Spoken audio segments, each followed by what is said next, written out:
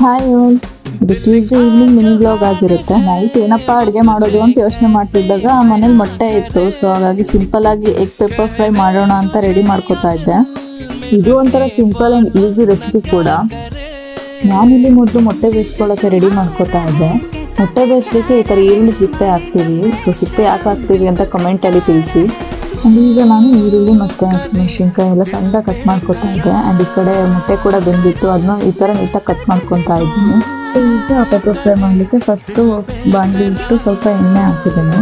So ಎಣ್ಣೆ ಕಾದ್ಮೇಲೆ ಸ್ವಲ್ಪ ಈರುಳ್ಳಿ ಮತ್ತು ಹಸಿಮೆಣಸಿನ್ಕಾಯಿ ಎಲ್ಲ ಚೆನ್ನಾಗಿ ಫ್ರೈ ಮಾಡ್ಕೋಬೇಕು.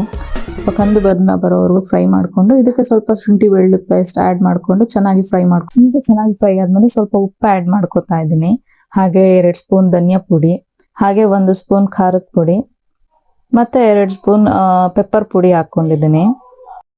ಈಗ ಎಲ್ಲ ಪೌಡರ್ ಸೇರಿಸಿದ್ಮೇಲೆ ಚೆನ್ನಾಗಿ ಫ್ರೈ ಮಾಡ್ಕೋಬೇಕು. ಲೈಕ್ ಅದು ಒಂಥರ ಎಣ್ಣೆ ಅಂಶ ಎಲ್ಲ ಬಿಟ್ಕೊಂಡ್ಮೇಲೆ ಈಗ ಬೇಯಿಸಿರೋ ಮೊಟ್ಟೆ ಎಲ್ಲ ಕಟ್ ಮಾಡಿ ಇಟ್ಕೊಂಡಿದ್ನಲ್ವಾ, ಅದನ್ನ ಆ್ಯಡ್ ಮಾಡಿಕೊಂಡು ಸ್ವಲ್ಪ ಲೈಟಾಗಿ ಮಿಕ್ಸ್ ಮಾಡಿಕೊಂಡ್ರೆ ಲಾಸ್ಟಿಗೆ ಸ್ವಲ್ಪ ಕೊತ್ತಂಬರಿ ಸೊಪ್ಪು ಹಾಕ್ಕೊಂಡ್ರೆ ಎಗ್ ಪೆಪ್ಪರ್ ಫ್ರೈ ರೆಡಿ ಆಗೋಯ್ತು.